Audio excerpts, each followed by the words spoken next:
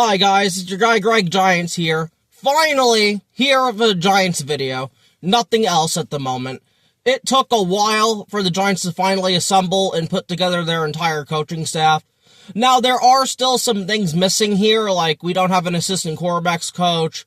Our assistant defensive line coach, Matt Robinson, ended up taking a job with the Las Vegas Raiders to be their secondaries coach. So, there's still a little bit they have to fill left, but pretty much they have everything else in place. And finally, now I'm going to be here to discuss all that in detail and give my opinions, if I have any, on any of these guys here. But the first person I wanted to start with is going to be the person who's going to take over for Kevin Abrams' job, pretty much. And that is Dawn Aponte. Her official role of our New York Football Giants is going to be the Senior Vice President of Football Operations and Strategy. Pretty much her thing, she's just going to help with the salary cap. She's going to do the things that Kevin Abrams did, but a lot better. And I really do like this hire. Kevin Abrams had to go. Kevin Abrams wasn't doing shit. Everything was getting leaked, pretty much, when he was there.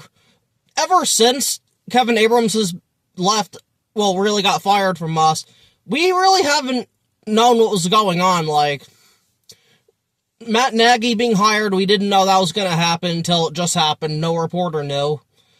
And so on and so forth. So, I'm happy we have this new person, in Dawn Aponte. Her resume is, from 1991 to 2006, she was an accounting intern with the New York Jets. Then, in 2009 to 2010, she was the Vice President of Football Operations for the Cleveland Browns. And 2010 to 2016, she was the Executive Vice President of Football Administration for the Miami Dolphins. And then my favorite role, 2017 to 2025/2026, she was the Chief Administrator of Football Operations for the NFL itself. Pretty much Roger Goodell's right-hand woman. Honestly, she could really help our salary cap for years. She's gonna know it all. Like, pretty much just with the NFL, like, she's gonna be able to see into the future pretty much of what's gonna be what on projections and shit.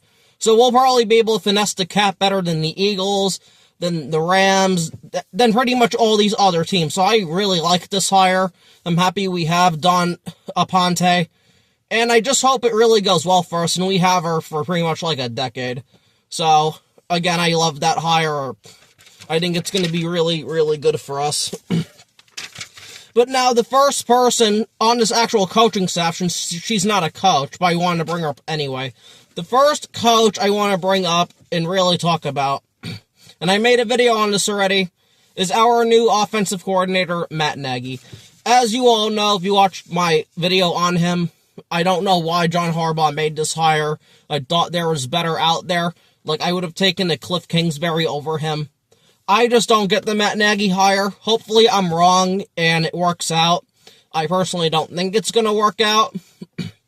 But it is what it is. And I'm just going to get into Matt Nagy's background here. He had a pro experience in the XFL, USFL, and stuff from 2002 to 2009. Then he became a coaching intern from 2008 to 2009 for the Philadelphia Eagles. Then he was a coaching assistant in 2010 with the Philadelphia Eagles. Then he became an offensive quality control coach for the Philadelphia Eagles in 2011 to 2012. Then he followed Andy Reid to Kansas City to become their quarterbacks coach from 2013 to 2015. Then he became their offensive coordinator from 2016 to 2017. He then became their head coach. He became the Bears head coach in 2018 to 2021. With the Chicago Bears. He then went back to the Chiefs to become a senior assistant / quarterbacks coach in 2022. And then last but not least, he was the Chiefs offensive coordinator from 2023 to 2025. Now, I have some rankings here on Matt Nagy from his time with the Kansas City Chiefs and the Chicago Bears. Just the offensive rankings, from 2016 to 18, then his time with the Bears, so on and so forth. The rankings I have used here are yards per game, points per game, rushing yards per game, and passing yards per game. Ranked 1st to 32nd is what I have. So, I'm going to start when he became, like, the offensive coordinator in 2016. His yards per game was 20th, his points were 13th, his rushing yards were 15th, and his passing yards were 19th. Now, this was still when they had Alex Smith, and so on and so forth, so they didn't have Mahomes yet. But Alex Smith wasn't bad back then. He had gotten traded from the 49ers to the Kansas City Chiefs in 2013. He was solid, and the Kansas City Chiefs were competing. I think this was a playoff year for them in 2016. So that's not too bad. Now, 2017, this might be his best offensive coordinator year yet. He was 5th in yards per game. He was 6th in points per game. He was 9th in rushing yards per game. And then he was 7th in passing yards per game. So that's not too bad. And him as an offensive coordinator for the Chiefs is more just in name. He wasn't calling plays. It was Andy Reid. But he was setting up the offensive game plan and doing that stuff that offensive coordinators do. I don't think he was calling the plays, though. Now, for his time with the Chicago Bears in 2018, this is when he had Mitchell Trubisky. So take that for what it is. He was 21st in points per game, 21st in yards per game, 9th in points per game, 11th in rushing yards per game, and 21st in passing yards per game. Again, rookie quarterback, so it's not that bad. But now, this is where it gets concerning for me. 2019, he was 29th in yards per game, he was 29th in points per game, he was 27th in rushing yards per game, and 25th in passing yards per game. What this pretty much tells me is now that he's starting to be figured out by the rest of the league. This would be his second year calling plays as a coordinator / head coach. I mean, again, this is why I just don't like this hire. And in all fairness, it is Mitchell Trubisky, and Jackson Dart is a hell lot better than Mitchell Trubisky, but I just mean damn. But now, moving on to 2019, man. No, I'm sorry, to 2020. He was 26th in yards per game, 22nd in points per game, 25th in rushing yards per game, and 22nd in passing yards per game. Again, I don't love it. I honestly really don't.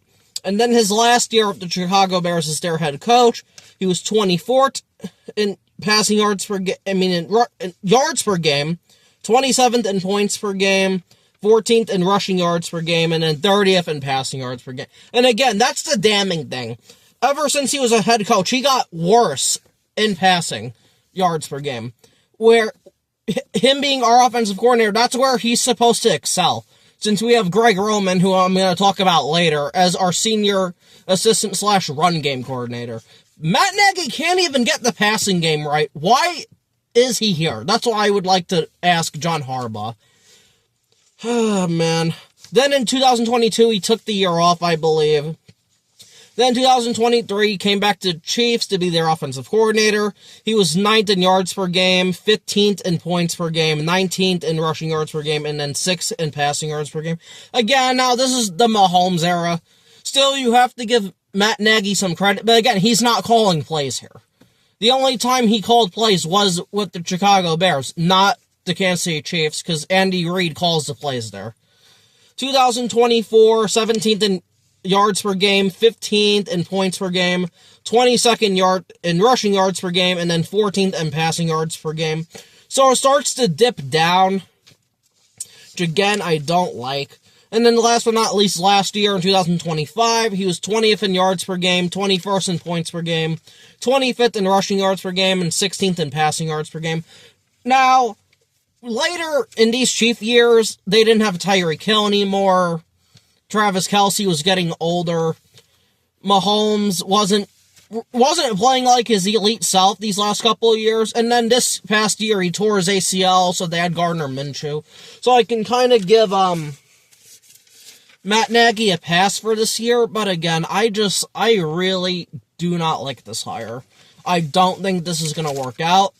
I hope I'm wrong, though. I'm going to be rooting my ass off for Matt Nagy, because if he does well, our Giants will do well. But to me, this is just going to be, can Jackson Dart carry the team? And I don't want him to have to carry the team, but I feel like with Matt Nagy, he's kind of going to have to carry the team here. Again, I'm just not a fan of this hire at all. But we're going to see if it works out for our team, and I hope it does, but yikes.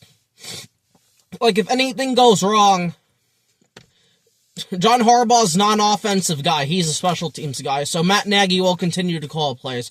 Or worse, if it does get bad, he might fire Matt Nagy and promote Greg Roman as the offensive coordinator. And then at that point, I'm done. But like I said, I'm going to get into Greg Roman much later. But now I want to move on to now quarterbacks coach / passing game coordinator and former Tennessee Titans head coach Brian Callahan. Again, this is another hire I just don't understand either. Now I know it's like he helped with Burrow as the offensive coordinator, and let me see here. He helped Matthew Stafford as the quarterback's coach. He helped Derek Carr a little bit, but again, I just don't. I would have preferred somebody else. Again, this is less damning than Matt Nagy as offensive coordinator, because Brian Callahan only has one responsibility, and that's to help develop Jackson Dart. But again, I just feel like we could have gone a different direction, a better direction. Like, I would have preferred T. Walden, the Ravens quarterback's coach, than Brian Callahan, but that's just me. But now getting into his background, he was a college quarterback from 2002 to 2005 for UCLA. He never had any pro experience. Then he became a college coach in 2006 to 2009. And if I don't have to mention where these guys coached in college, I'm not going to. I really do not give a shit about college coaching. The only way I will is if I have to. If that's pretty much all they have, or most of what they have is college coaching, then I will mention it. But I really don't give two shits about college coaching if these guys have mainly pro coaching. So that sums up that. 2010, he was a coaching assistant for the Denver Broncos. Again, it doesn't really say, just that he was a coaching assistant. 2011 to 2012, he was the offensive quality control coach for the Denver Broncos. So again, that's like the Tim Tebow era. It's Kyle Orton. That, so on and so forth. 2013 to 2014, offensive assistant Denver Broncos. That'd be the Peyton Manning era. 2015, offensive assistant / quarterbacks coach Denver Broncos. This is honestly Peyton Manning's probably worst year of his career, and he retired after this year after they won Super Bowl 50. Then he moved on to the Detroit Lions in 2016-2017 to become their quarterbacks coach. Then he moved on to the Oakland Raiders at the time in 2018 to become their quarterbacks coach. Then he got a promotion with the Cincinnati Bengals to become their offensive coordinator under Zach Taylor in 2019 to 2023. And then last but not least, he became the Tennessee Titans head coach for 2024 to 2025. But I think he only lasted like 6 games through the 2025 season last year. Now here, I have quarterbacks. He coached Matthew Stafford, Derek Carr as a quarterbacks coach, since that's what he's going to be here. So, in 2016, Matthew Stafford had 24 touchdowns, 10 interceptions, and he had 4,327 passing yards. I think back in 2015-14, he had more touchdowns, more picks. So Brian Callahan's going to be that type of guy. Like, he's going to emphasize the short game, check downs. He's going to limit turnovers. Yards are going to be about the same. Touchdowns will be down, though. But with Jackson Dart being able to run the ball, Matthew Stafford doesn't. Derek Carr doesn't. I don't think that will be much of a problem. But Brian Callahan will definitely help Jackson Dart limit turnovers. So, Matthew Stafford, I think the years he was with Brian Callahan had the least amount of picks in a season. Again, just having him play safe. So, I guess I'm okay with that. And then in 2017, Matthew Stafford, 29 touchdowns, 10 interceptions again, 4,446 passing yards, which again, I'm fine with.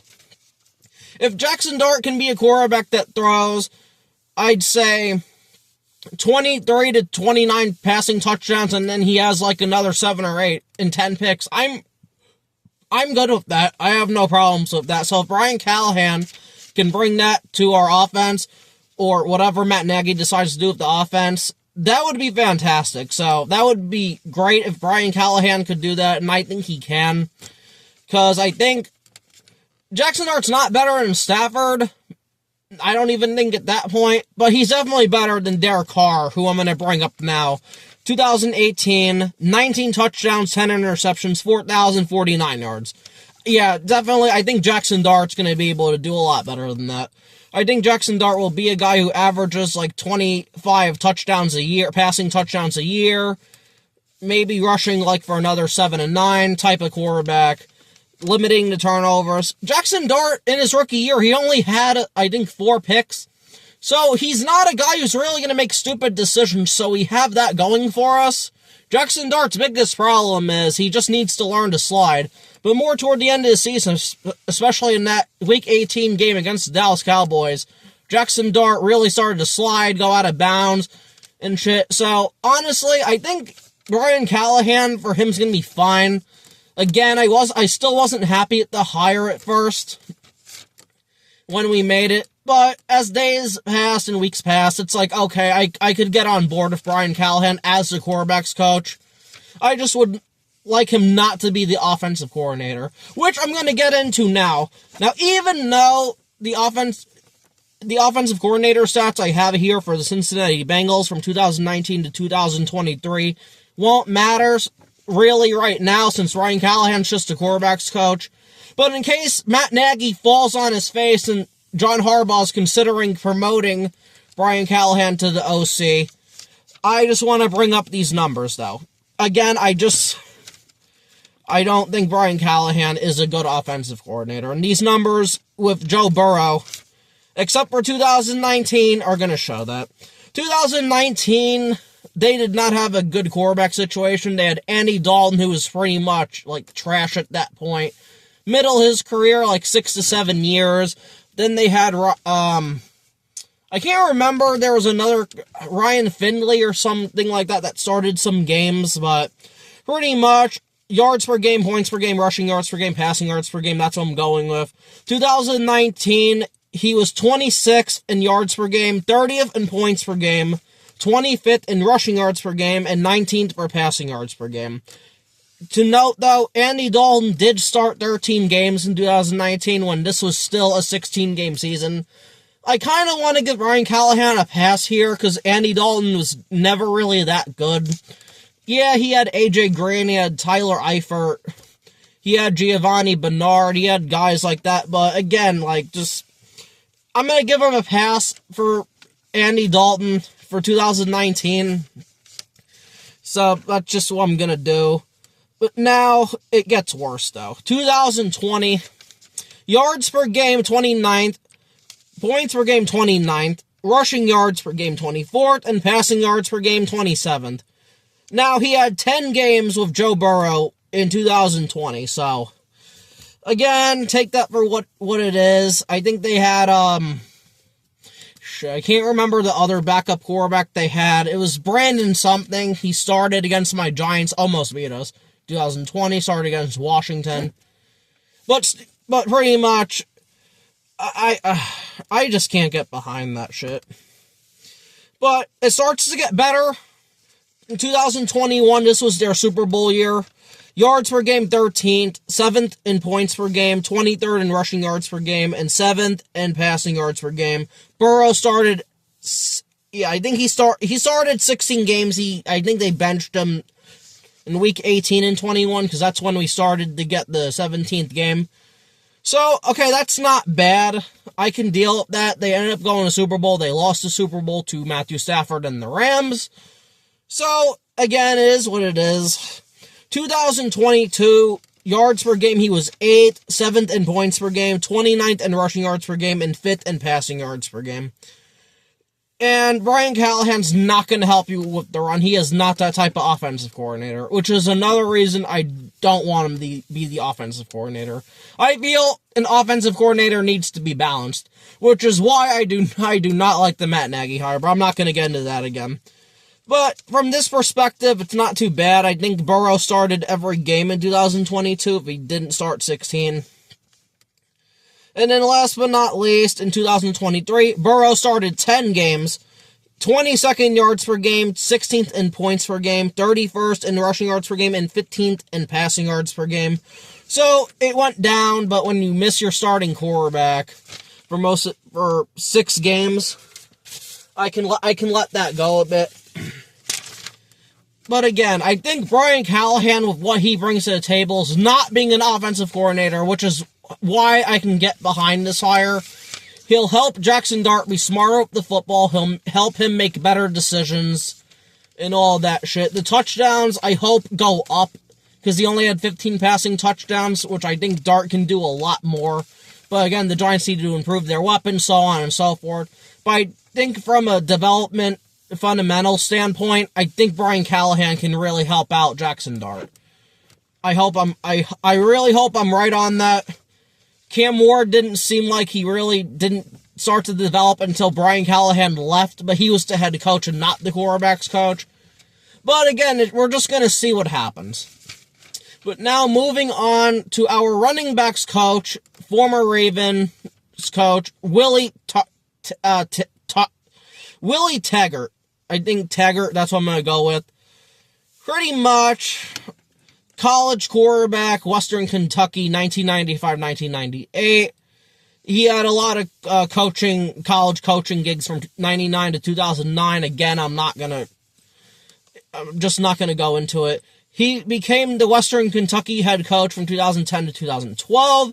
He then became the South Florida head coach from 2013 to 2016.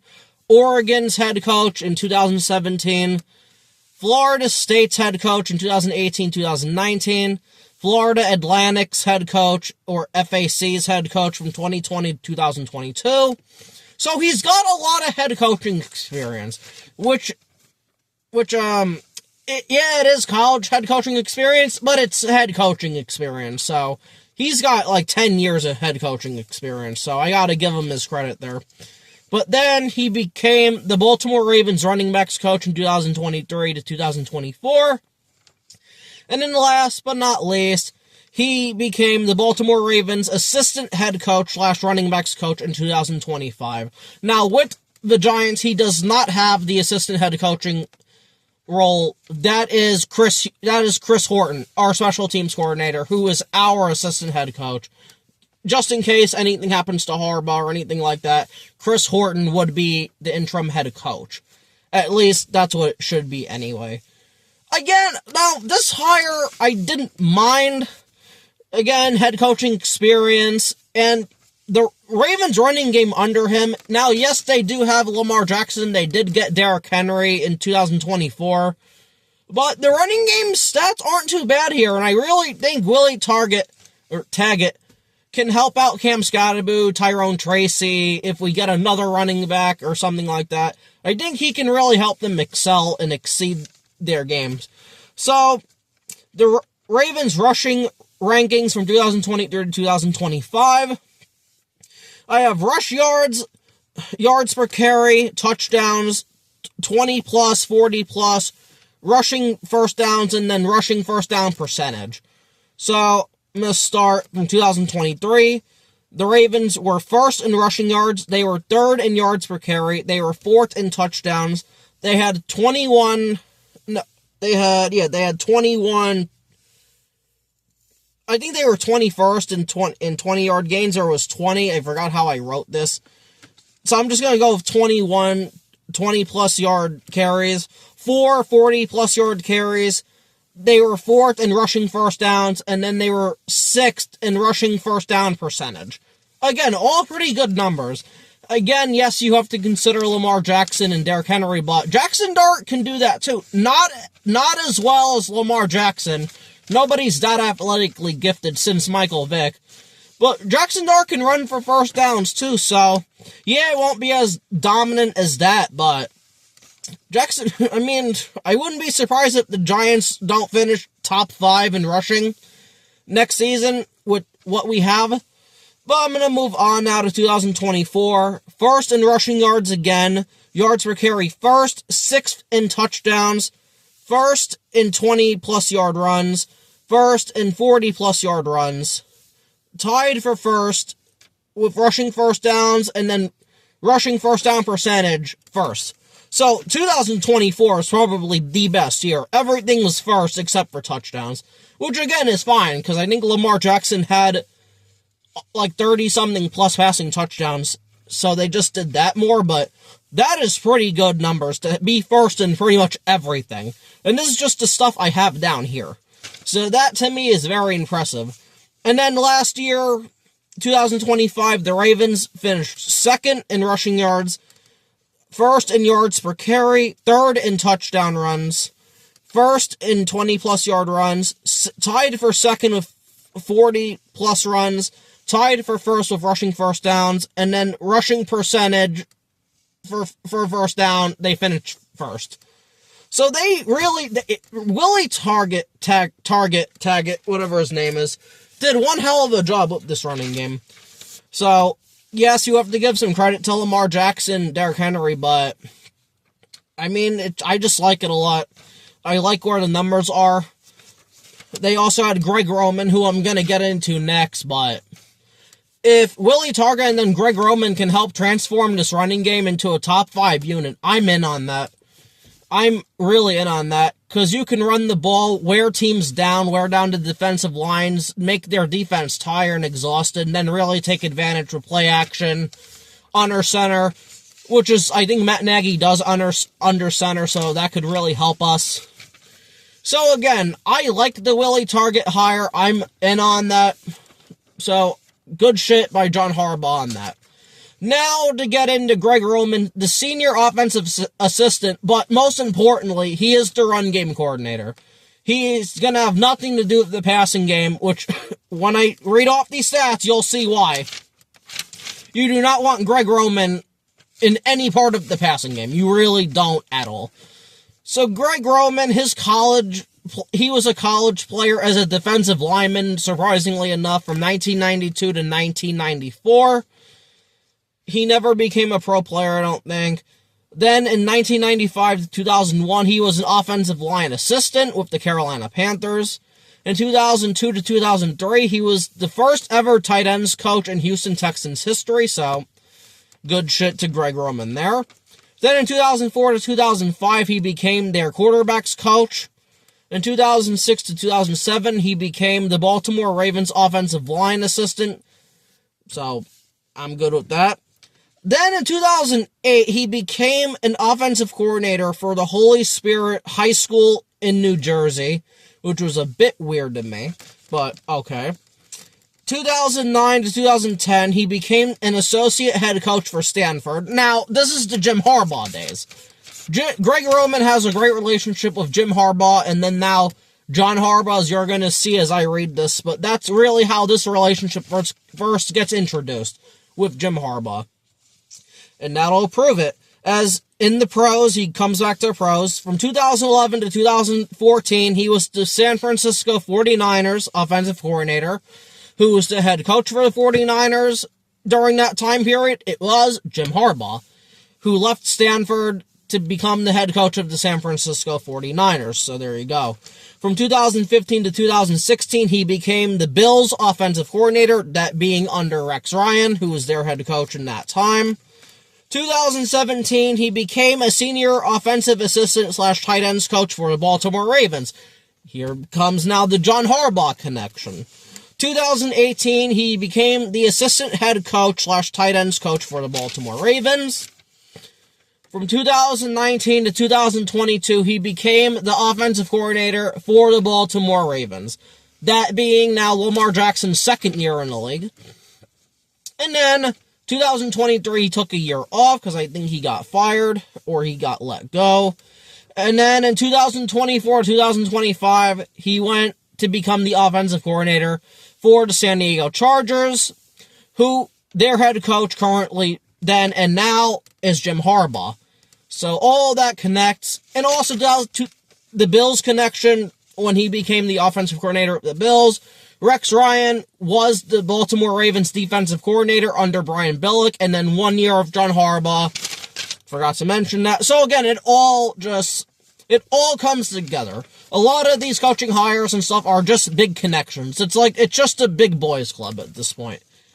But as the run coordinator / being a senior offensive assistant, I like this hire. I believe it'll really help our run game out. But as I've heard from Ravens fans, and this is what scares me, and they're right, if Matt Nagy doesn't work out, John Harbaugh could promote Greg Roman to offensive coordinator. That shit I do not want at all. That will fuck up Jackson Dart. Because Greg Roman, as I'm going to read these stats, absolutely sucks ass in the passing game, no matter who his quarterback is. So I would like Greg Roman the fuck away from the offensive coordinator, or a passing game in its entirety. I do not want Greg Roman in that spot. Him being a run game coordinator / senior offensive assistant, I think is a perfect spot for him. I just want it to stay that way. No matter if Matt Nagy fails or succeeds. But now, for the offensive stats, I'm going to start with when he was the offensive coordinator for 49ers, then the Bills, Ravens, so on and so forth.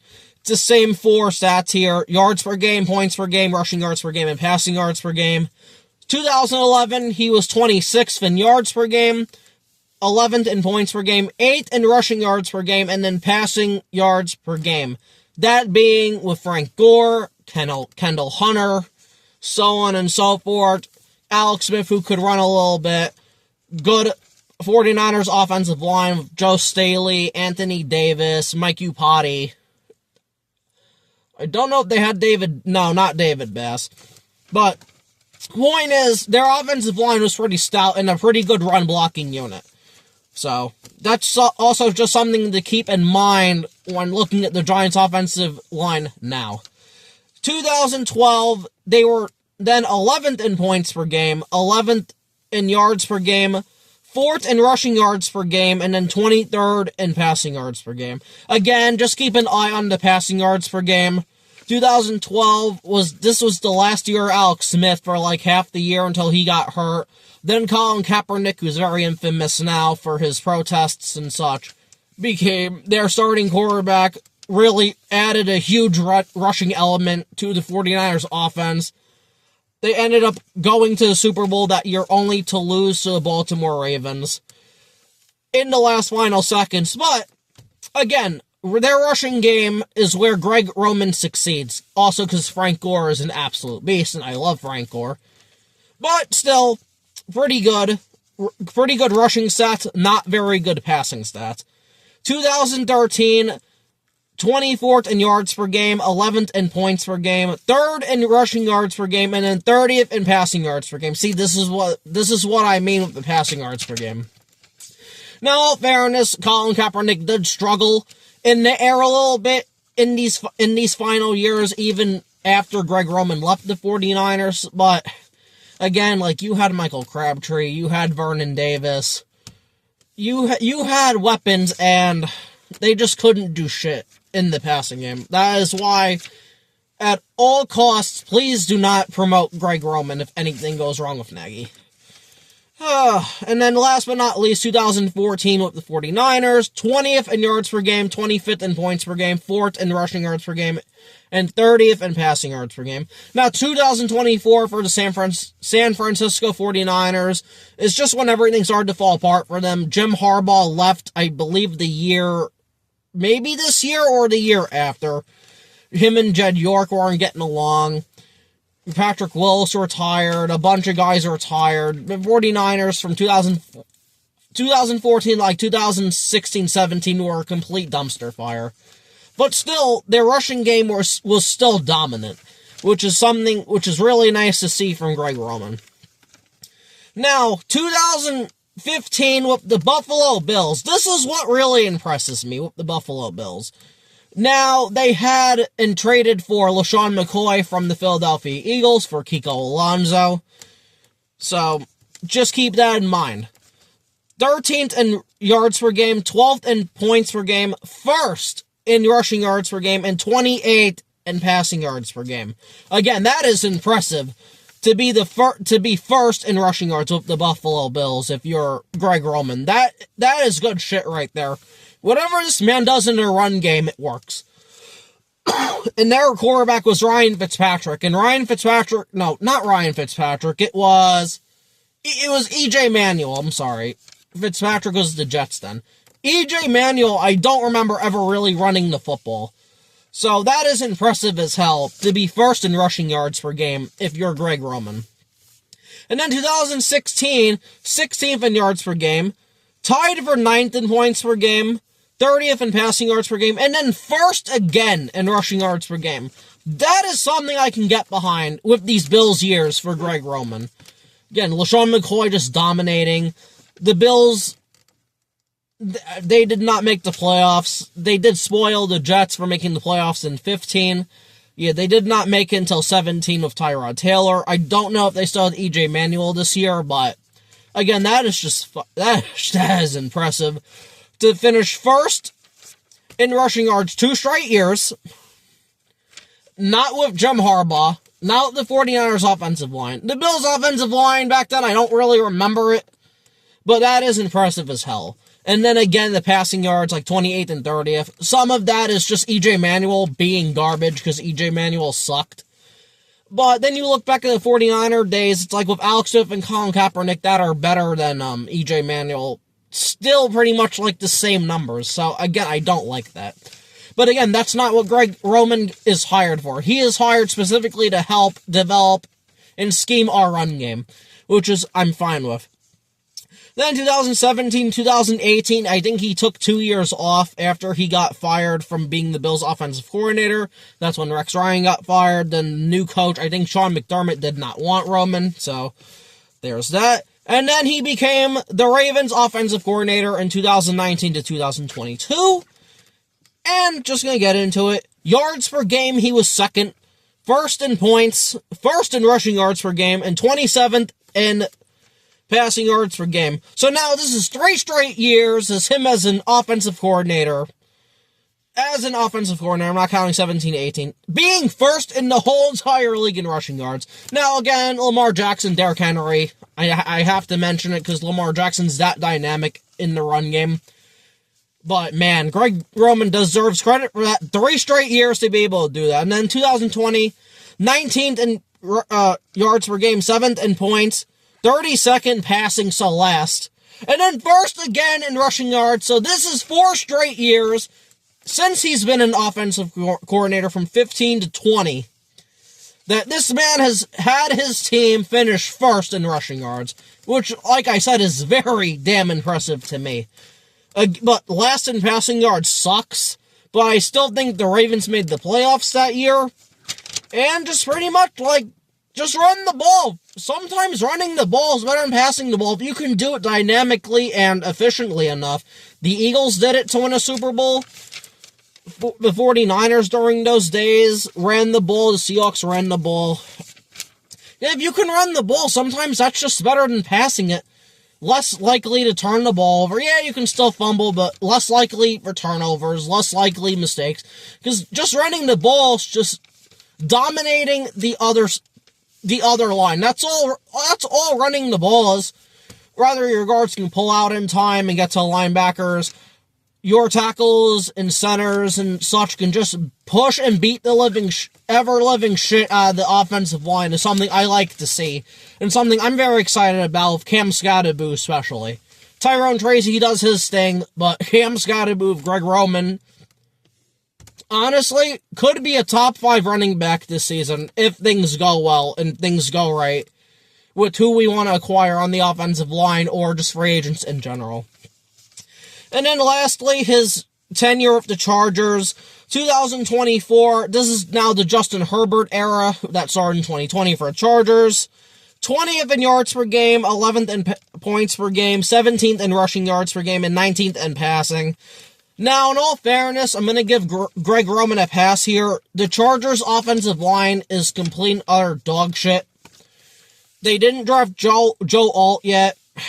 They not a good center, no good guards. Same thing for last year as well. 12th in 12th in yards per game, 20th in points per game, 12th in rushing yards per game, and 18th in passing yards. So I'm just going to give him a break. His passing yards per game is better because Justin Herbert, even though I think he's overrated as hell, is better than Alex Smith, Kaepernick, E.J. Manuel, not Lamar Jackson, but they had better receivers, etc., etc. Point being, if you don't have the right offensive line, it doesn't matter how good your run scheme is. That is why, for this Greg Roman hire to work with the Giants, it is important we get run blockers on this team. I am an advocate to re-sign Jermaine Illuminor, but his run blocking is not that good. And that's what sucks with Jermaine Illuminor. Knowing what John Harbaugh wants to do here and him bringing in Greg Roman, he's going to want to run the ball. I just don't know what the Giants are going to do. Like, nobody on this offensive line really run blocks well except for Andrew Thomas. John Runyon doesn't. John Michael Schmitz doesn't. Greg Van Roten doesn't. There are games where Greg Van Roten ran block well, but he's 35, going to be 36 years old. So I don't know what we're going to do. Tyler Linderbaum might be someone we bring in, but we could get outbid for him. So again, I just don't know what the Giants are going to do. So it's going to be interesting to see what we do for this run game. Honestly, really interesting to me. But now moving on to wide receivers coach and Matthew Stafford's brother-in-law, Chad Kelly. I'm just going to give my opinion on Chad Kelly real quick. I wish we would have gotten a better wide receivers coach. I just do not like Chad Kelly. I don't think he's that good. But when they get into the stats later, I think we could have did better here. The only reason we really brought in Chad Kelly was because so maybe we could have traded for Matthew Stafford last year, which didn't end up happening. But again, I do not like the Chad Kelly hire. A lot of this offensive staff I do not like. Just going to be flat, 100% honest about it. I do not like this offensive staff. I like some guys like Willie Taggart and then Greg Roman as just a run game coordinator, but not happy with this offensive staff, and you're going to see later in this video. But getting into Chad Kelly now, he was a college player. It said United States. I don't know what college it was. He was a quarterback, running back, and wide receiver. Oh, no, I'm sorry. I'm an idiot. College player, quarterback, running back, wide receiver. He played 3 positions, so that would be considered an athlete. For Air Force in 2005 to 2007. So that was stupid. And then he did play in the pros, though.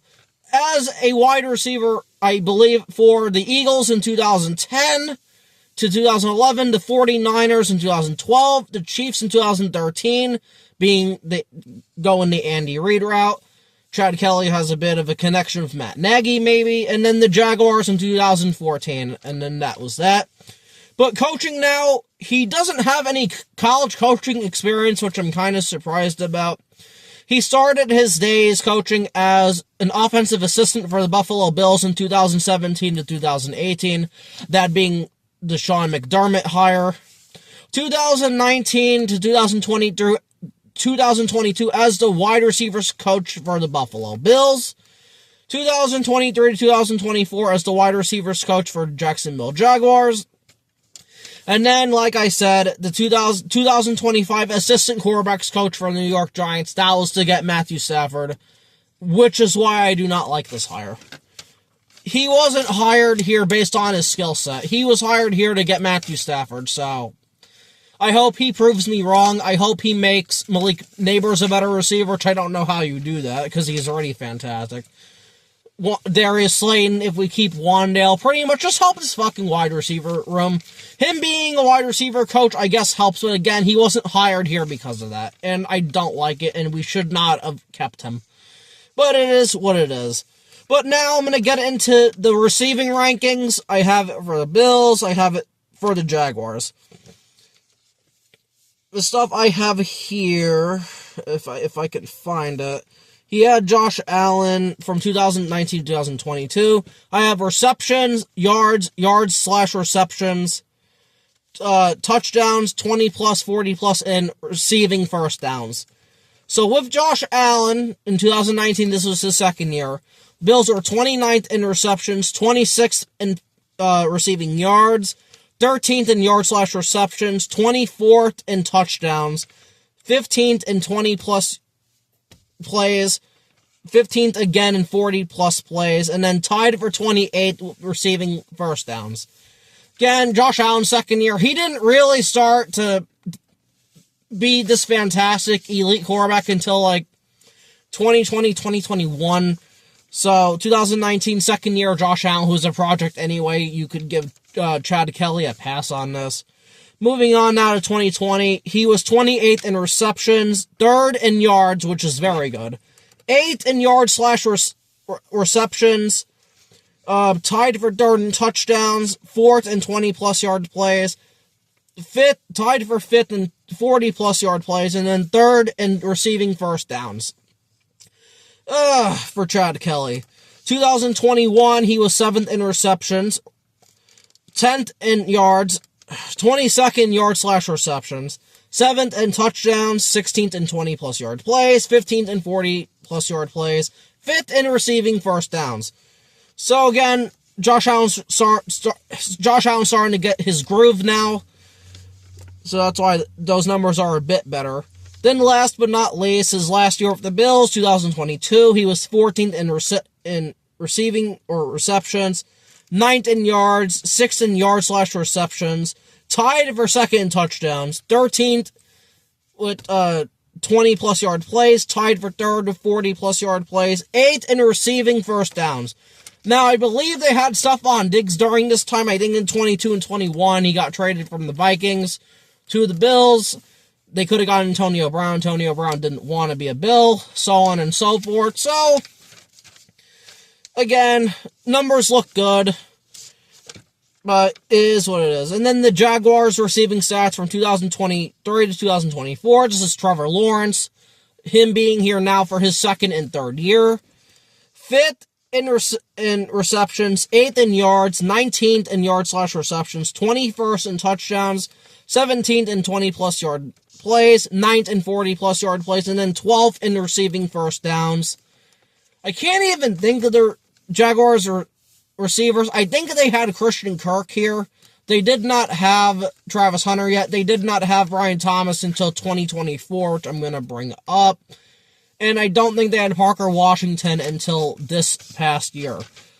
So I don't know what to make of this. With what receivers they have, this doesn't seem too bad.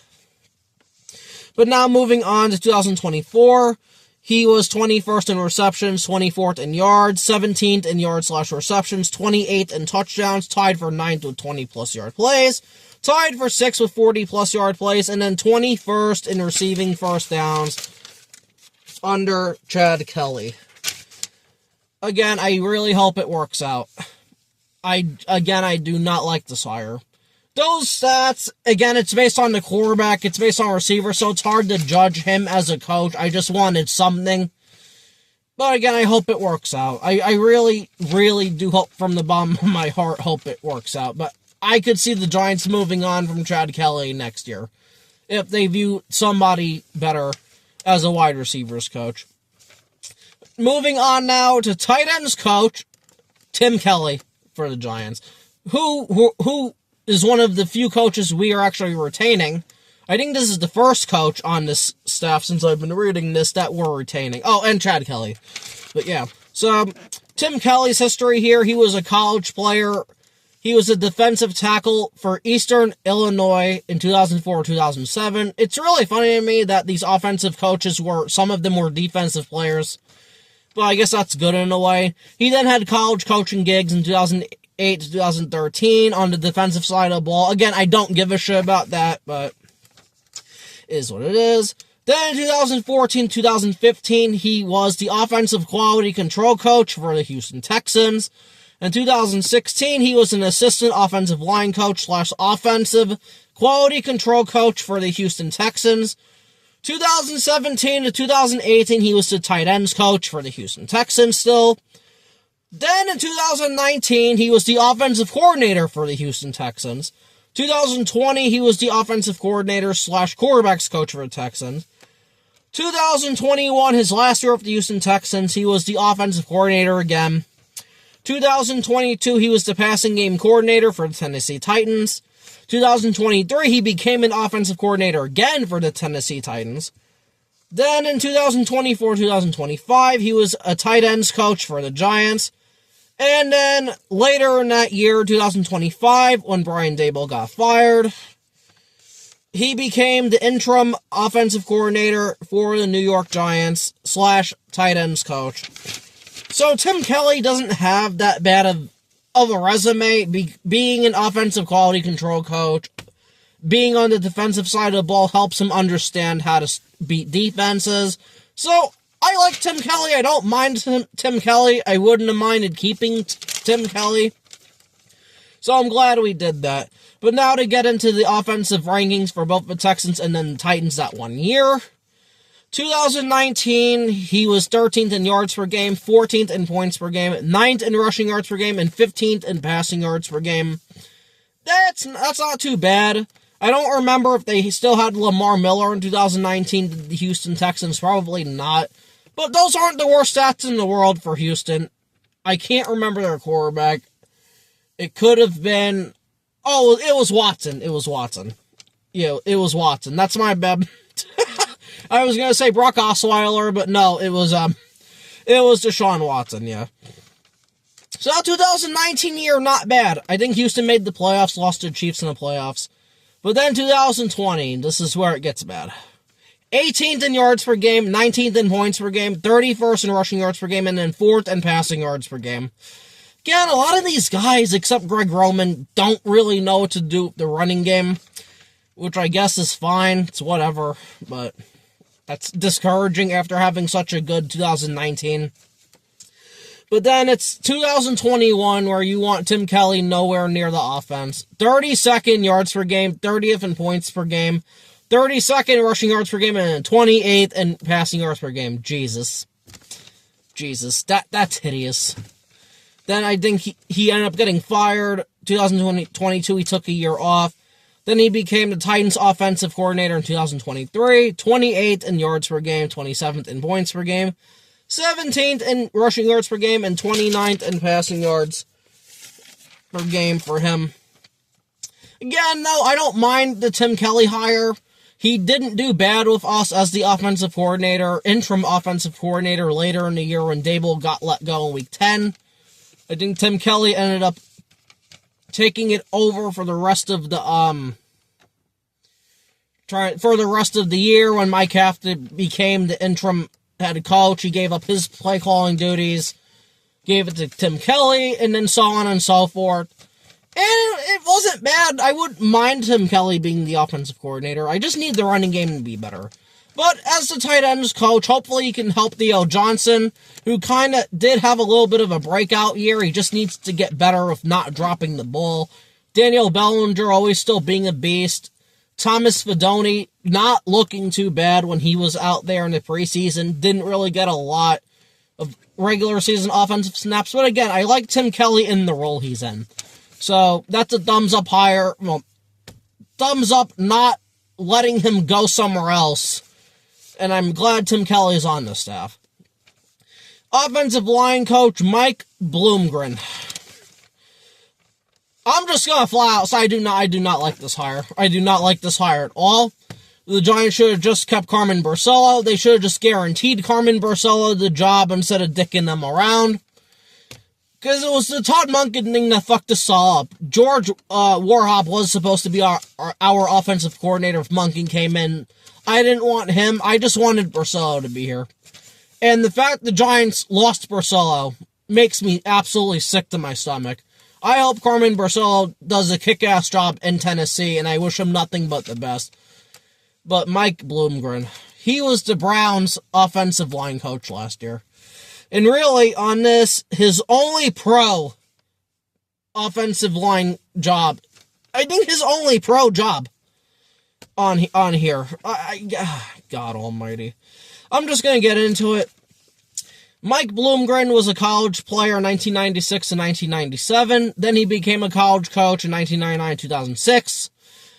In the pros, 2007-2008, he was an offensive quality control coach for the Jets.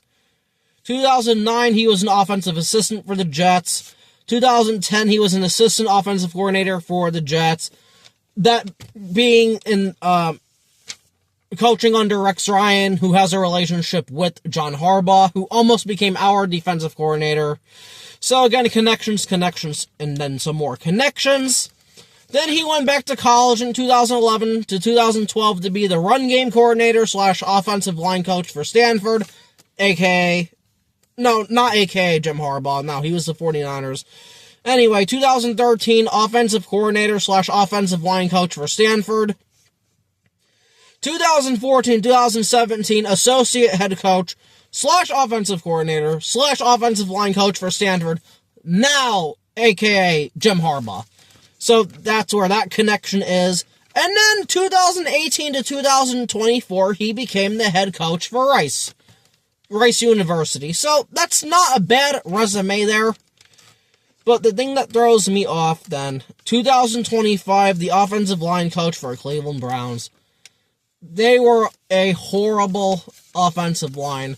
Now, a lot of it was just injuries, and they didn't have the best offensive line talent, but like Deward Jones, one of their draft picks, he was a project, did not end up panning out, is not a good tackle.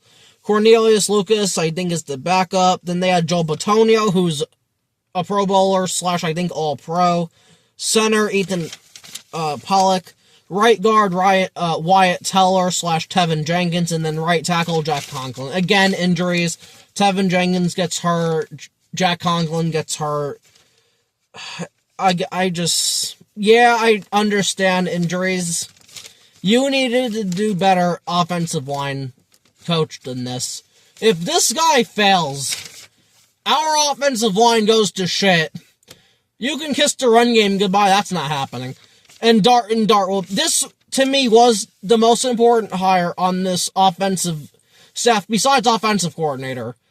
And to me, this is a dud. This is a failure. Mike Bloomgren should not be the offensive line coach. I don't know what the hell he's gonna bring to this team, but I'm sorry, man. I just don't like it. I hope I'm wrong. I hope Mike Bloomgren ends up coming in and helps guys develop, like a Marcus Bowe. Maybe if we draft another player, helps Jermaine Illuminor do better in the run game if he's here. John Michael Schmidt's in the run game, these guys in the run game. I just don't see the shit. I just do not see the shit. You had a good offensive line coach in Carmen Barcelo, and instead of just guaranteeing him the job, we had to play this bullshit game of, well, you know, Carmen, we might hire George Warhop, or we might hire somebody else, and I don't blame Carmen Barcelo, man. He decided, fuck it, I'm gonna leave. I'm gonna go with my guy Brian Dable, and where I'm gonna be guaranteed a job, and Carmen Barcelo, to me, he's a top 5 offensive line coach in this league, and the Giants just let him go. And if this offensive line regresses even 1 spot, 1 inch, I'm going to be on Harbaugh. This was a bullshit hire, man. This was a bullshit hire. They should have just kept Barcelo, I'm sorry. My opinion's not going to change unless Bloomgren comes in and this offensive line exceeds expectations and does great, but I don't think it will. That to me, that is not a good hire. That is some bullshit. I think they panicked, and they just hired somebody to hire someone, because how do you hire the Browns offensive line coach? Again, I just don't understand it. But moving on now to assistant offensive line coach, Grant Newsome from Michigan, pretty much. He was a college player in 2015, 2016, and for the Michigan Wolverines. This guy's a bit of a younger guy. Coaching 2018 to 2019, he was a student assistant for Michigan. 2020 2021, he was a graduate assistant for Michigan. Again, this is all Jim Harbaugh now. 2022-2023, tight ends coach Michigan. 2024-2025, offensive line coach Michigan. Very highly regarded by former 49ers head coach, and then brother of John Harbaugh, who's our head coach, Jim Harbaugh. So, again, if he's being referred greatly by both Jim and John Harbaugh, I'll take that. As the assistant offensive line coach, if he really proves himself and he really helps guys out, maybe if Bloomgren doesn't do good, we could promote Newsome to the offensive line coach. Who knows? He's an assistant, but he's being highly regarded by guys. So, I'm good with that. I don't mind Grant Newsome at all. So, I'm good with that. Hopefully it works out. Offensive quality control coach, Adam Schrack. 2016, he was a recruiting operations coordinator for Michigan. Again, this is now Harbaugh. 2017-2019, he was the running backs coach for Notre Dame. 2020, running backs coach / special teams coordinator for Notre Dame. Then in the pros, 2021-2022, coaching research intern for the Baltimore Ravens. 2023, he was a coaching analyst for the Baltimore Ravens. 2024-2025, he was an offensive quality control coach for the Baltimore Ravens. I don't really have much to say about this. I hope it works out. I hope this guy gets another promotion if he's good. But again, like, these lesser coaches, I'm not going to have a lot to say on. It is what it is. I don't really know this guy. But again, I hope it works out. And welcome to the staff. Another offensive quality control coach, we got Mike Snyder.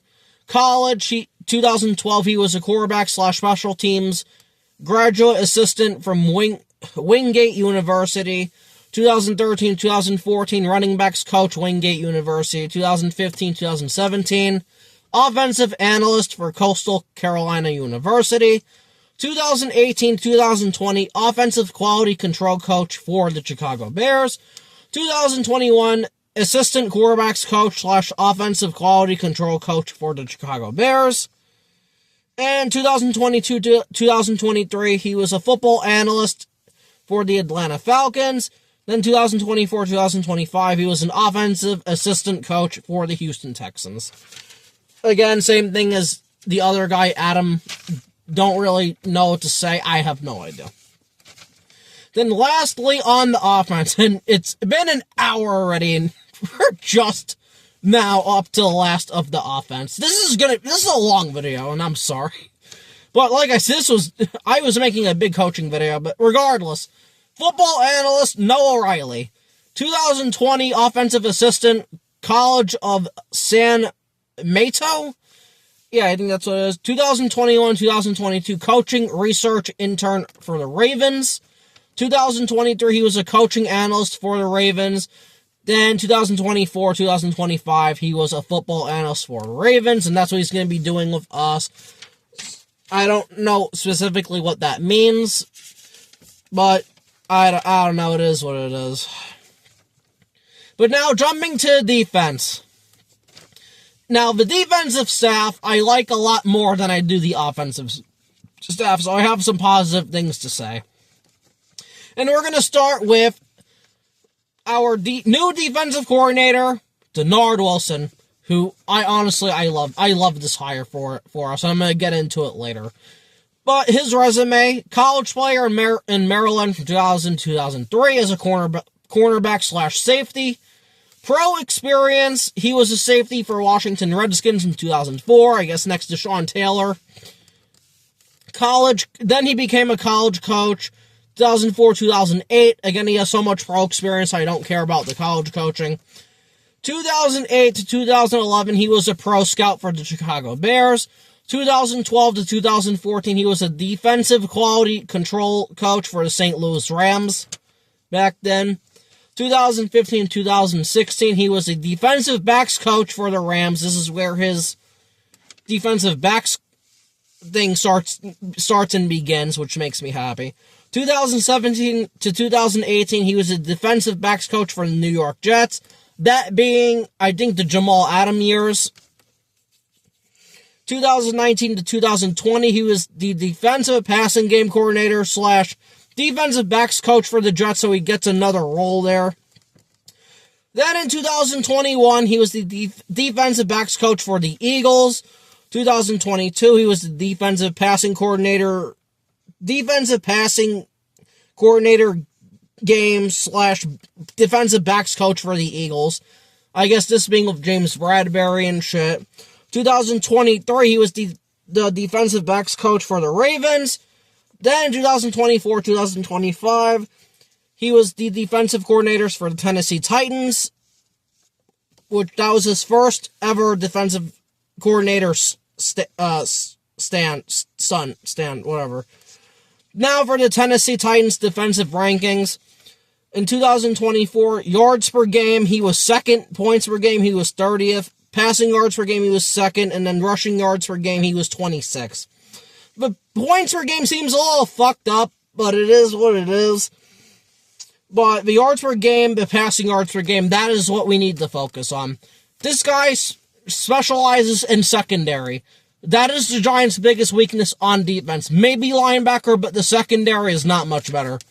Then 2025, 21st in yards per game, 28th in points per game, 23rd in passing yards per game, 15th in rushing yards per game. The Titans don't really have a lot of talent, so I'm able to excuse that a little bit. 2024, they had L'Jarius Sneed as a corner. 2025, he got hurt a bit, so that also didn't help.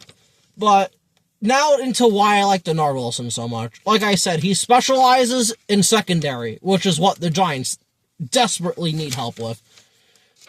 People were advocating for, like, Anthony Weaver, specialized in defensive line. We're fine with defensive line. People wanted Jim Leonard. I would have preferred a Jim Leonard since he's aggressive. But Dennard Wilson, to me, isn't a hire as defensive coordinator. We need so much coaching and help in that secondary, it's not even funny. Now, I don't know if that means Cordell Flott's going to be on this team. But Dennard Wilson could really help out our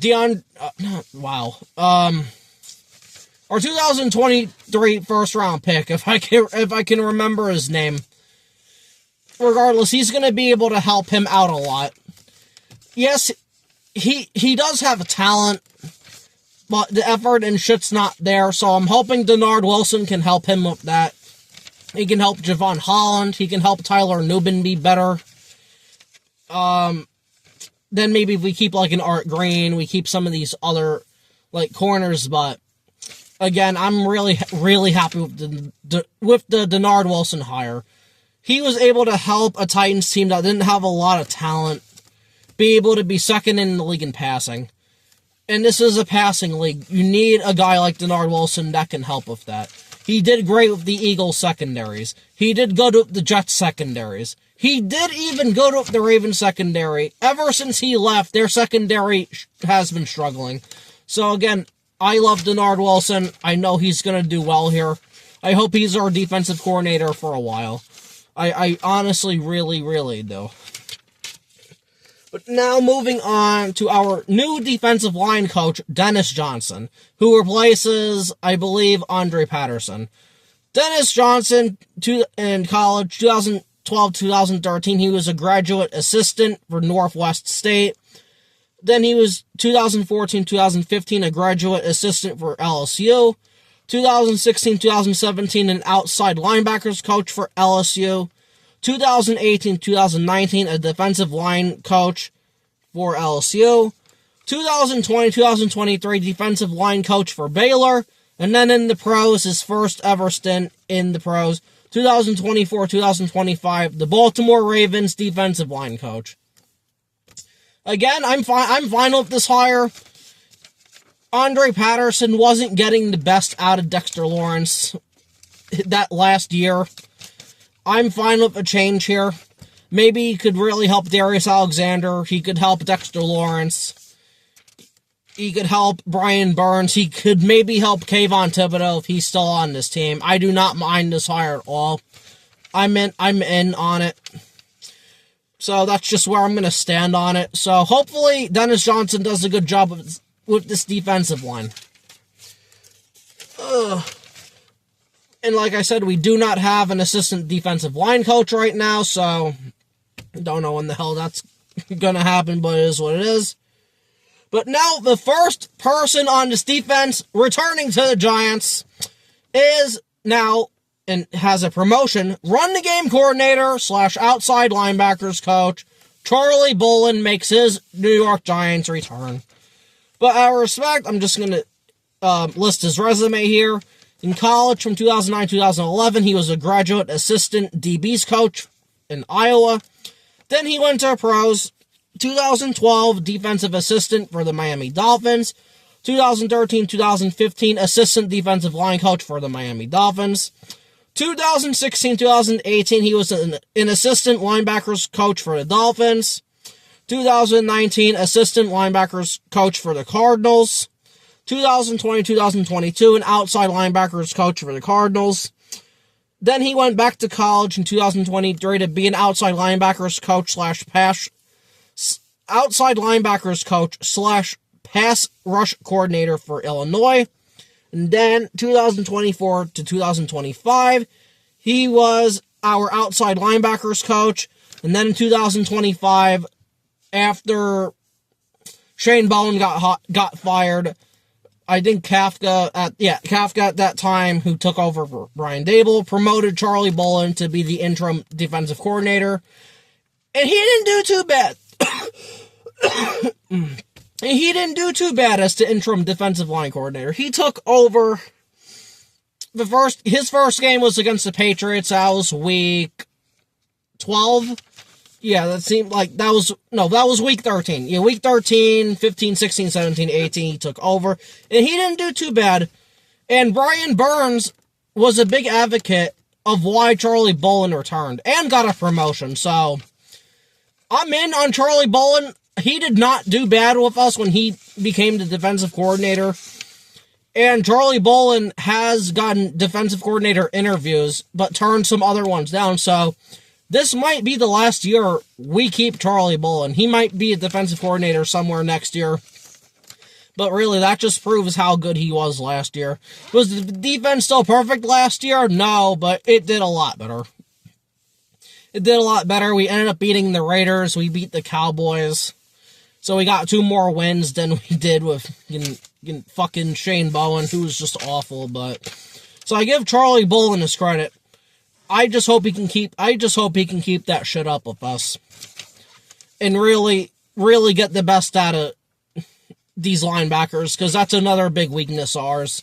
I hope the Giants give Charlie Bullen more to work with, and I believe we will, with inside and outside linebackers. So, because Micah McFadden is not enough. And Bobby Okereke, I do not want on this team anymore. But rather than those two, we don't really have anybody else. But now moving on, and probably one of my favorites here.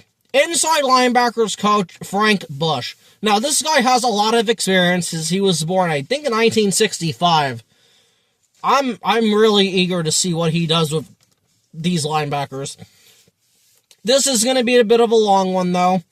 1987, 1991, he was a college scout for the Houston Oilers, who's not a team anymore. 1992, he was the linebackers coach for the Oilers. 1993, 1994, he was a linebackers coach / defensive quality control coach for the Oilers. 1995 to 1999, he was a linebackers coach for the Broncos, so we're getting into the pros now. In 2000, he was a secondary / nickel coach, that being the secondary for the Broncos. 2001, 2003, he was the special teams coordinator for the Denver Broncos. 2004, 2005, he was the linebackers coach for the Arizona Cardinals. 2006, he was the assistant head coach under Dennis Green / linebackers coach for the Arizona Cardinals. 2007, 2008, he was the senior defensive assistant for the Houston Texans. 2009 to 2010, he was the defensive coordinator for the Texans. Players including Brian Cushing, Mario Williams, D'Amico Ryans, who's currently now the head coach of the Houston Texans. So that's just good to know there.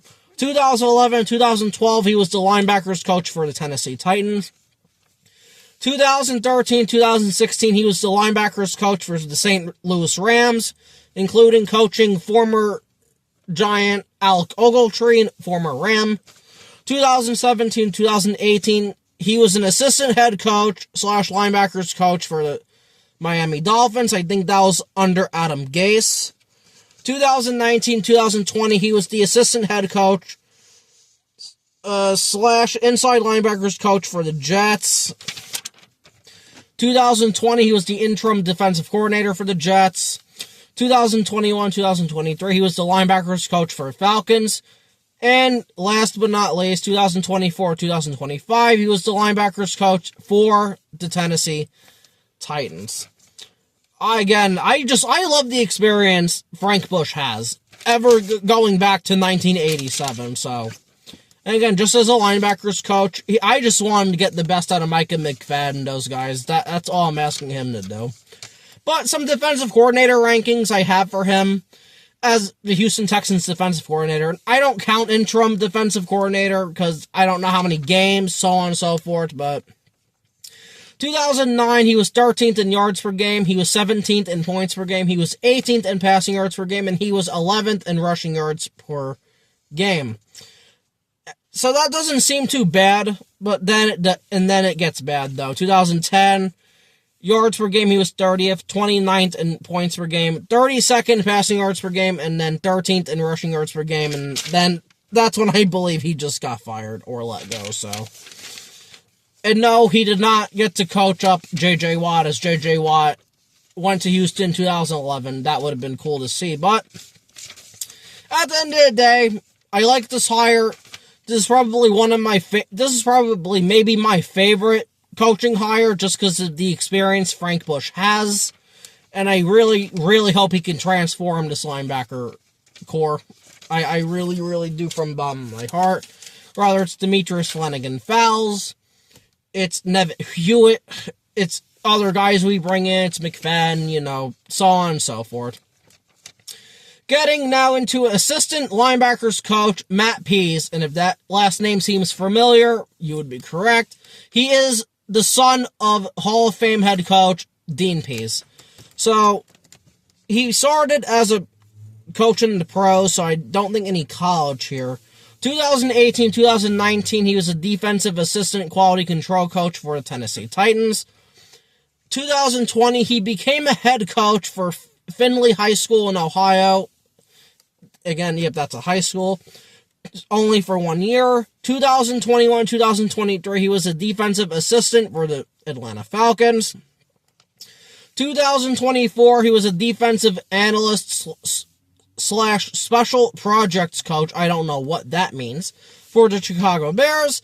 And 2025, he was an assistant linebackers coach for the Ravens. So again, that you have your John Harbaugh connection. That's why he's here. I can't see how else, based off of this, but it is what it is. So we have Matt Pease as the assistant linebackers coach. But now getting into our defensive pass game coordinator, who I thought was going to be the defensive backs coach, but nope. Donald D'Alzo, yeah, I'm just going to call him that. So Donald here is the official defensive pass game coordinator for us, so he's going to help with the pass game, as that's clearly stated. Honestly, anything to help these corners and safeties, I'm all good for, so I'm good with that. 2015, he started in college as a defensive quality control coach for Youngstown State. 2016, 2017, he was a defensive line coach for Youngstown State. 2018, co-defensive coordinator / defensive line coach for Youngstown State. 2019, defensive coordinator / defensive line coach for Youngstown State. 2020, he was a defensive analyst for LSU. Then finally now, we're in the pros. 2021, defensive assistant for the Chiefs. That being the Andy Reid tree. So, there you go. 2022, 2024, he was the safeties coach for the Chiefs. And then 2025, he was the defensive backs coach for the Baltimore Ravens, which explains why he now is our defensive pass game coordinator. But now moving on to the defensive backs coach, that being Addison Lynch, who I thought was just going to be the cornerbacks coach, and then Donald was going to be the defensive backs coach / passing game coordinator, but nope. Addison Lynch is the official defensive backs coach for us. In college as a player from 2007 2010, he was a defensive back from Bryant University. 2021, he was a graduate assistant from Mississippi. 2012-2017, he was a quality control assistant from Florida State. Now the pros. 2018-2019, he was a defensive quality control coach for the Chargers. 2020, he was an assistant defensive backs coach for the Chargers. 2021, he was an assistant defensive backs coach for the Ravens. 2022, defensive quality control coach for the Detroit Lions. 2023-2024, he was a defensive quality control coach for the Denver Broncos. Then last but not least, 2025, he was the cornerbacks coach for the Denver Broncos. So now I guess he gets a little bit of a promotion to become the defensive backs coach for our New York Football Giants. So he'll go from working with Patrick Surtain, Riley Moss, Jaron Barron, to now Paulson Adebo, Javon Holland, Tyler Nubin, those guys, Cordell Flott if he ends up being here, so on and so forth. Moving on now to the defensive quality control coach, Brendon Clark. 2021, he was a safeties coach for St. Peter's Prep Jersey City, New Jersey High School. 2022-2023, he was a defensive coaching fellow for the Ravens. Again, these coaches will just make up any titles just to hire people. 2024-2025, he was a defensive quality control coach for the Ravens. Comes to us to do the same role. Again, I don't know what that means. I don't know what a quality control coach is on either side of the ball. But whatever, if he helps our team, I'm all good with that. Welcome to the staff. Assistant to the head coach now, defensive assistant Megan Rosburg, the second female we're going to have on the staff, including Dawn Aponte, or whatever her name is, even though she's in the front office. But this is really the first female coach we're going to have on the staff. 2022 to 2023, the assistant to the head coach for the Ravens. 2024-2025, assistant to the head coach / defensive assistant for the Ravens. Hey, I'm all for it. I do not give a flying fuck. If she can help with this defensive line, make it better, I'm all for it. I don't give a damn. Do not give a damn, because there are just some females out there that know more football than guys do. So I do not give a flying fuck at all. Just make my team better. So go, Megan. Now to get on with the assistant head coach / special teams coordinator, Chris Horton, that I want to get into. College player, he was a safety for UCLA, 2004-2007. Pro player safety, Redskins, 2008-2010. Now, this seemed really familiar to me. I knew I heard this name, Chris Horton, from somewhere, even before he was the special teams coordinator for the Ravens. When I was playing Madden earlier, because I play older Maddens, Madden 10, underneath the free safety position as a backup was Chris Horton. I honestly could not believe it. That guy gave me some problems in Madden at times, but man, so I'm happy to know he's become such a successful special teams coordinator as he has been. So even though it didn't really work for him as a player, he was a backup. Congratulations to Chris Horton, because I remember those days, man. So good shit by him. But enough about that. So after 2010, 2011, I think he took a year off. Then he went to college in 2012, 2013 to become a quality control coach, assistant for UCLA, where he got drafted from. Then in the pros, 2014, 2018, he was an assistant special teams coach for the Ravens. And then 2019, 2025, he became their special teams coordinator for the Ravens. Why I like this hire so much. One, John Harbaugh knows special teams. He's always been a special teams guy. So if he trusts Chris Horton to become a special teams coordinator under him, I am all good with that already. Two, the Ravens have always had a phenomenal special teams. Rather it was with Billy Cundiff, rather it was with Justin Tucker when he got signed as an undrafted free agent in 2012, or it's rather when they had Tyler Loop. They always have fantastic special teams. If there's two things I'm really confident about with this coaching staff, it is the running game, that being Greg Roman, so on and so forth, to help with that, and then it is the damn special teams. There have been too many games in hidden yardage where the Giants just fucked up on special teams and it destroyed us. If I'm confident in anything, the special teams are going to be top 5 for us. They just are. John Harbaugh's not going to let the special teams fuck up. That's his baby. If the special teams screw up, then the whole season's going to shit. So, back to Chris Horton, though.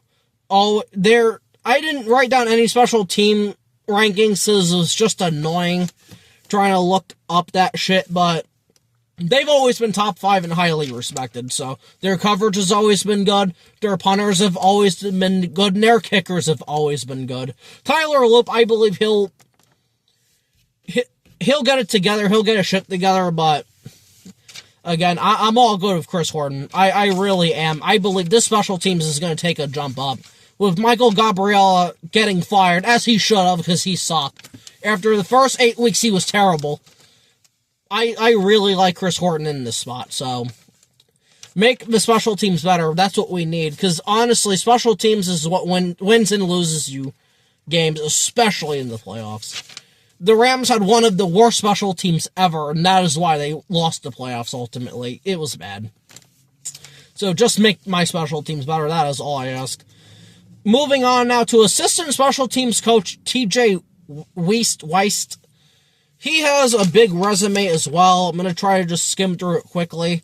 He was a college 1988 and 1989 graduate assistant wide receivers, Alabama, 90 to 93 wide receivers coach for Michigan, 94-95 wide receivers coach / tight ends coach for Southern Illinois, 96 wide receivers coach for Tulsa, 97-2001 wide receivers coach Indiana, 2002 running backs coach for Western Kentucky, 2003 to 06 offensive coordinator / wide receivers coach for Western Kentucky, 07 to 09 assistant head coach / passing game coordinator / wide receivers coach, Western Kentucky. So you can already see a lot of responsibility.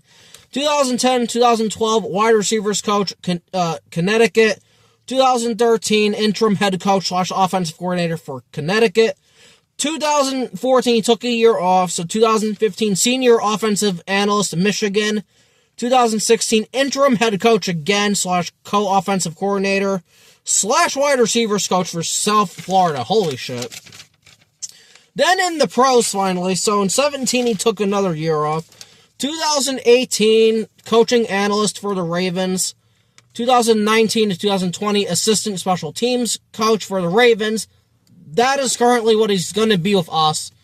And then 2021, 2023, he is a special teams coach for the Ravens. So I'm guessing that's just the backup special teams coordinator. I don't know why.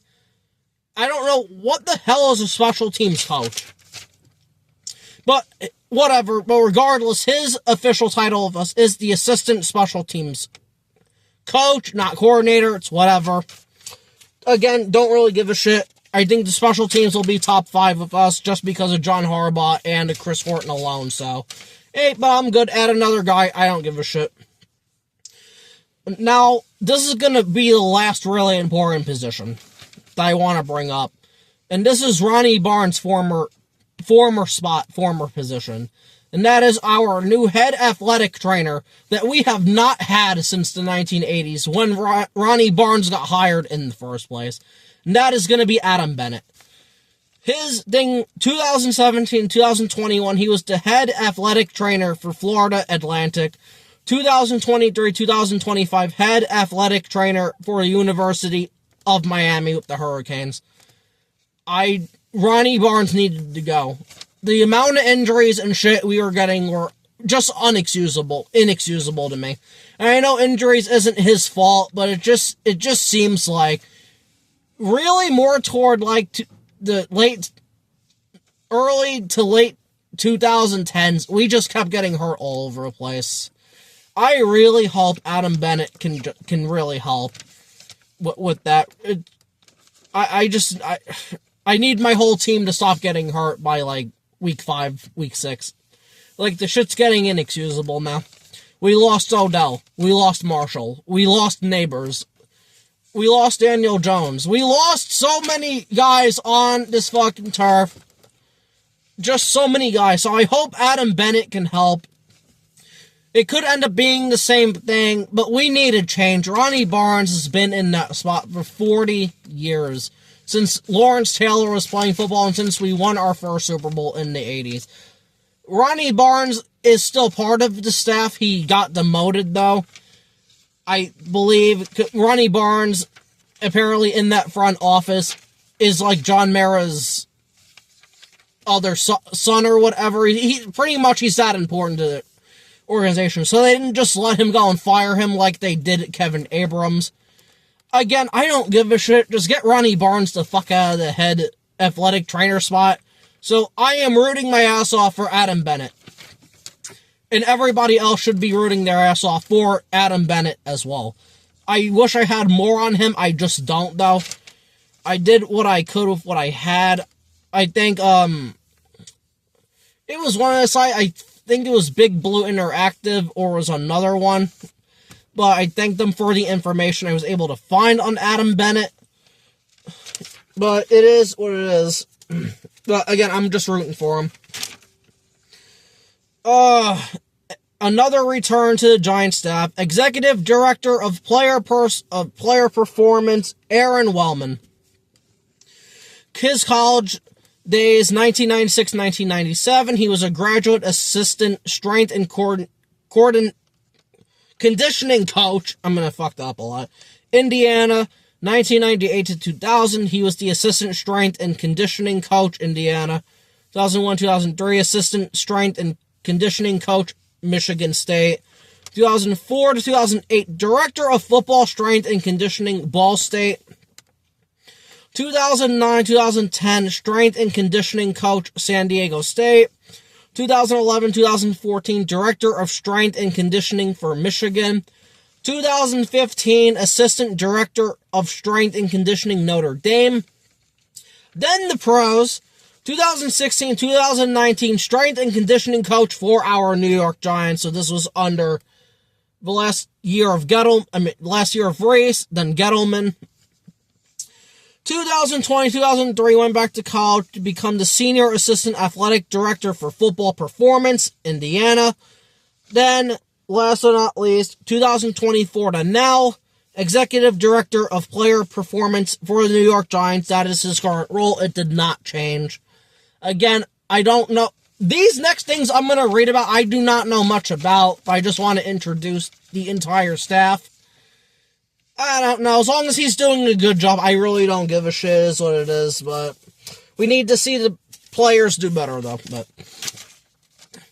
moving on now to the director of strength and conditioning coach, I guess, Ron Schrift.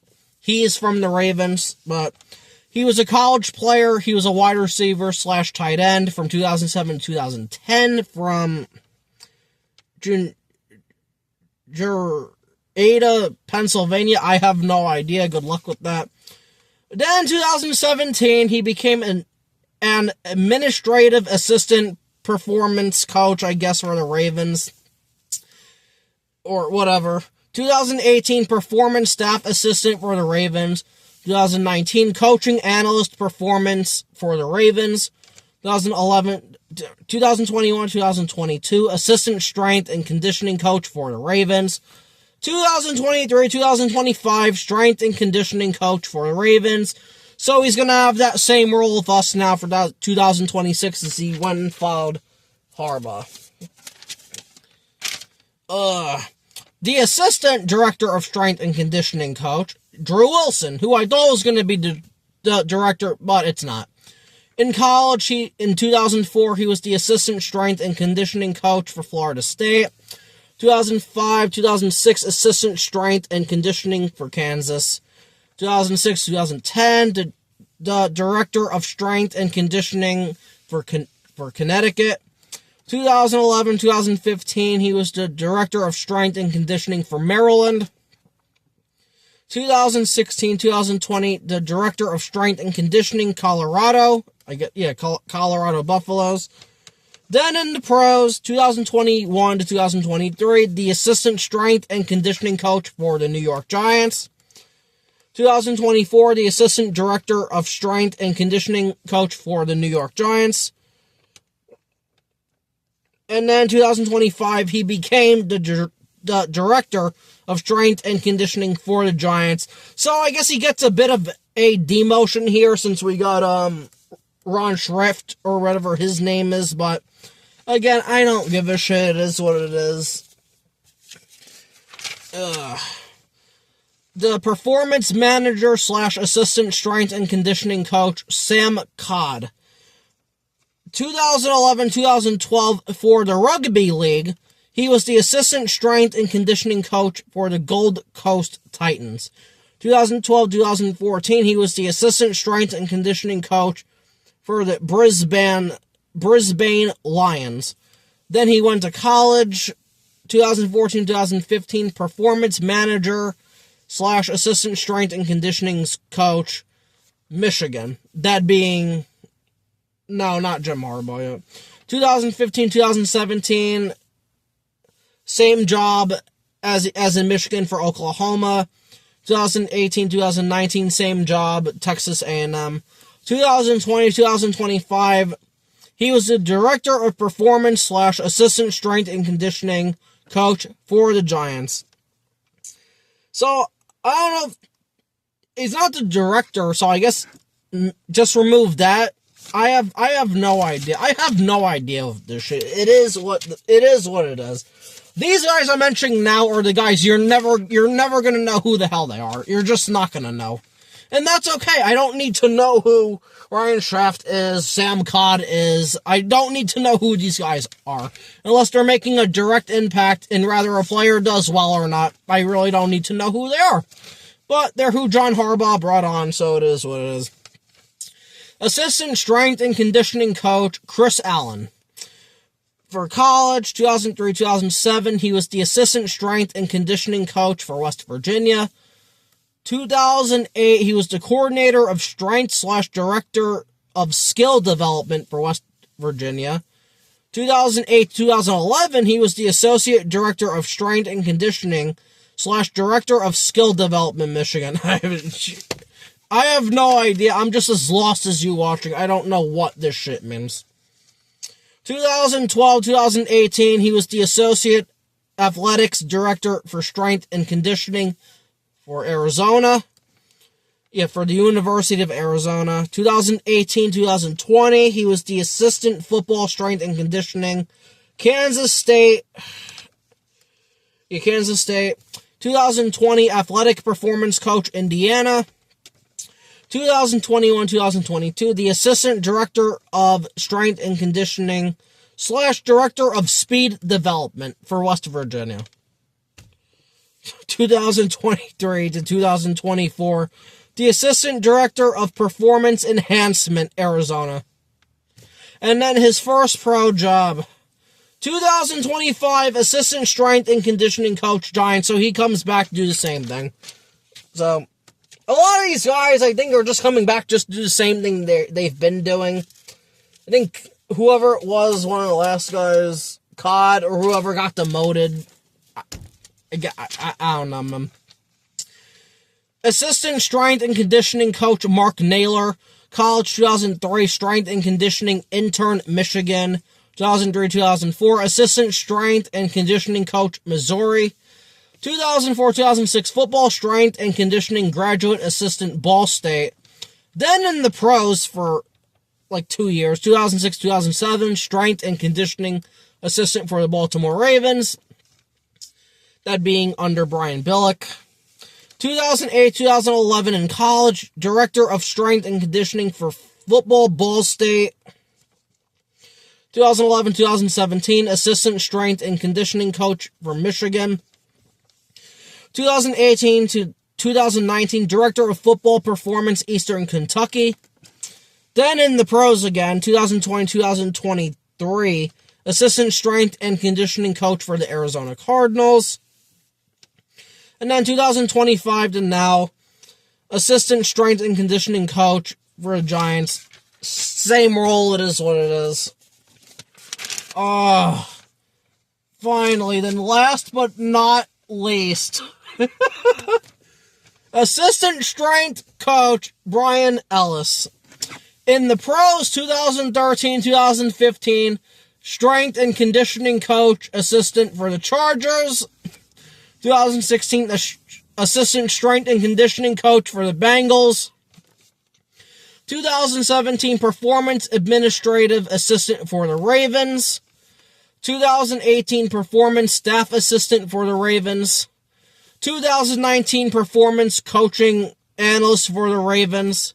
So this is all John Harbaugh now. And then college, Assistant Director of Athletics Performance, Baylor. And now he's just going to do the same thing as he was doing before 2025. He's not the assistant director. He's just now the assistant strength coach. No conditioning. Just the assistant strength coach, Brian Ellis. So pretty much, I've been doing this for over an hour and a half. I think there's 23 people there. I think 24 including Dawn. But I'd just like to congratulate all the men and women who are helping this football team, whether coaching or being in the front office. I think pretty much the front office is the same right now. They usually don't change that until after the draft if they're going to. So we still have Joe Shane, we still have Dennis Hickey, so on and so forth. But pretty much Dawn Aponte, she's reporting under John Harbaugh, not Joe Shane. Joe Shane's been delegated to pretty much scouting now, so I think Joe Shane's going to probably be gone after the draft. It is what it is. But regardless, I don't know when I'm going to next do a Giants video. There's still plenty of scouting to do. I still have some offensive linemen to do, but I've already done like 6 or 7 of them. I can't wait to be able to do videos on them. But pretty much, until next time, this has been your guy, Greg Giants. Thank you for watching this really long-ass video. I'll probably have some timestamps in the video for the important coaches, so on and so forth, because this was such a long one. I don't expect anybody to even watch like 10 minutes of this, to be honest. But regardless, until next time, I don't know when that's going to be, since I've been really busy of late. But thank you for watching. Please like, share, subscribe, and comment. And thank you for watching, and peace.